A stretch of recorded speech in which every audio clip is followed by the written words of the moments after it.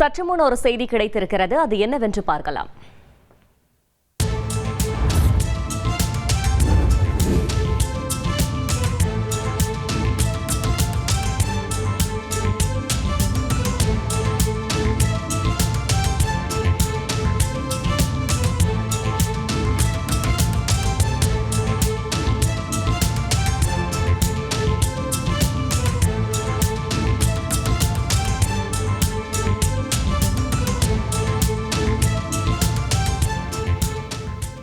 ரூபாய் 3.25 லட்சம் அபராதம் கட்டினால் காரைக்கால் மீனவர்கள் விடுதலை செய்யப்படுவார்கள் என்று இலங்கை நீதிபதி உத்தரவு பிறப்பித்திருக்கிறார்.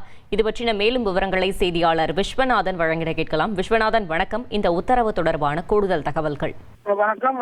காரைக்கால் மீன்பிடி துறைமுகத்திலிருந்து ஜனவரி மாதம் 28ஆம் தேதி மீன் பிடிப்பதற்கான அனுமதி சீட்டை பெற்று மீனவர்கள் மீன்பிடிக்கு கடலுக்கு சென்றனர். இந்த நிலையில பாத்தீங்கன்னா பிரைவேட் லிமிடெட் கம்பெனி ஆரம்பிக்கலாமா இல்ல பார்ட்னர்ஷிப்ல ஆரம்பிக்கலாமா? எது கன்ஃபியூஷன்? ஒரு எக்ஸ்பர்ட் கிட்ட பேசிரோம். எப்படி பாஸ் வாலா பி தி பாஸ். நெடுந்து வரையே மீன் பிடித்துக் கொண்டிருந்த போது அப்போதைக்கு ரோந்து வந்த இலங்கை கடற்படையானது எல்லைதாண்டி மீன் பிடித்த ஒரு குற்றச்சாட்டை முன்வைத்து துப்பாக்கி சூடு நடத்தி 13 மீனவர்கள் ஒரு விசைப்படைக்கும் சிறைப்பிடித்தது. இது பாத்தீங்கன்னா 2 மீனவர்கள் படிவாமடைந்து சிகிச்சை பெற்று வந்தாங்க.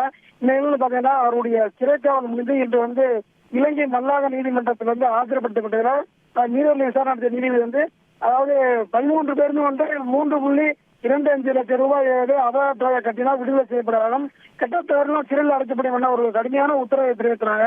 இதனையடுத்து மீனவர்கள் அதிர்ச்சி அடைந்ததோடு இதற்கான தொகையை எப்படி கட்டுவது என்று தெரியாமல் மிக சிரமம் அடைந்து வருவதோடு இதற்கு மத்திய மாநில அரசு தான் ஒரு நிரந்தரமான தீர்வை ஏற்படுத்தி விடுங்க. அன்றாட வயிற்றை பொறுப்பதற்காக 500,000 ரூபாய்க்காக மீன்பிடி செல்லும் மீனவர்கள் எல்லை தாண்டி மீன்பிடித்த குற்றச்சாட்டை கைது செய்து அவர்கள் சிறையில் அடைக்கப்படும் மட்டுமில்லாது அவருடைய படகுகளையும் பணிமை செய்யறாங்க. அது மட்டும் இல்லாது அதாவது 2 மாதமோ 1 மாதமோ சிறையில் இருந்து மீண்டும் விடுதலை செய்யப்பட்டது கடுமையான ஆதாரங்கள் வைக்கப்படுவதால் மீனவர் கடுமையான சிரமத்திற்கு உள்ளாகி வருகிறார். இதற்கு நிரந்தர தீர்வை மீனவர் மத்திய மாநில அரசுக்கு ஏற்படுத்தி கொடுக்கணும்னு மீனவர் கோரிக்கை கொடுத்திருக்காங்க.